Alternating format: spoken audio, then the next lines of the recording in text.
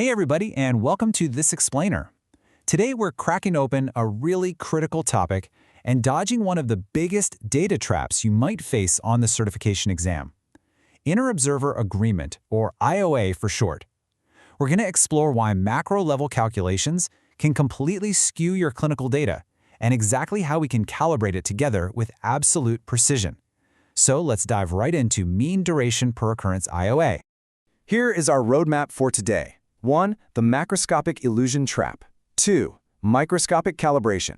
3. A real-world clinical walkthrough. And 4. The core concept exam takeaway. Section 1. The macroscopic illusion trap.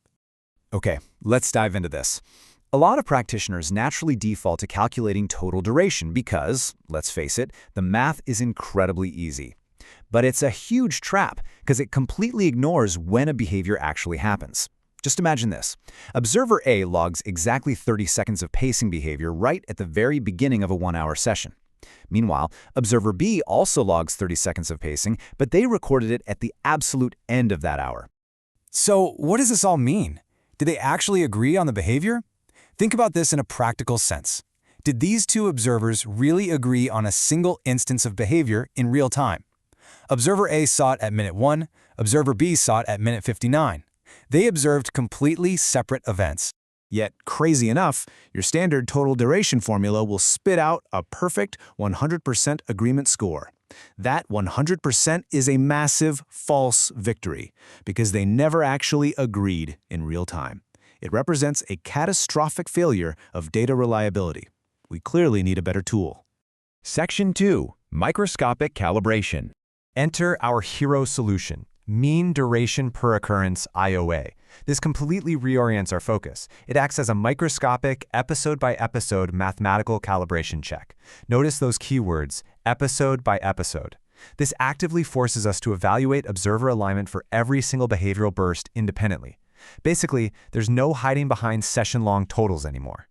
So how do we actually calculate this? Well, it takes 3 sequential steps. Step 1. Isolate each occurrence. For that specific episode alone, divide the shorter duration by the longer duration and then multiply by 100. Step 2. Sum all of those independent episode percentages together. And step 3. Divide that sum by the total number of occurrences logged. Simple enough in theory, right? Section 3. Real-world clinical walkthrough. And this brilliantly illustrates exactly what we're talking about.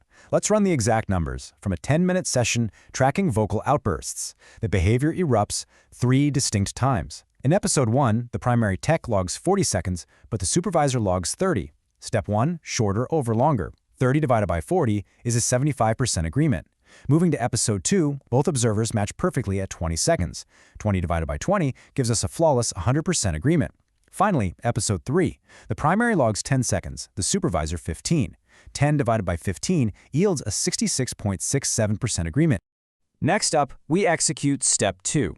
We take those 3 independent scores and we simply sum them up. 75 plus 100 plus 66.67 equals a total of 241.67%. Which brings us right to step 3, our final calculation. We take that total sum of 241.67% and we divide it by our 3 total occurrences. Boom! The result is a definitive, unshakable 80.6% agreement score, leaving a 19.4% margin of disagreement. Just look at that precision. We didn't lump everything together and cross our fingers for a false victory. We evaluated every single burst microscopically to find the true reality of our data reliability.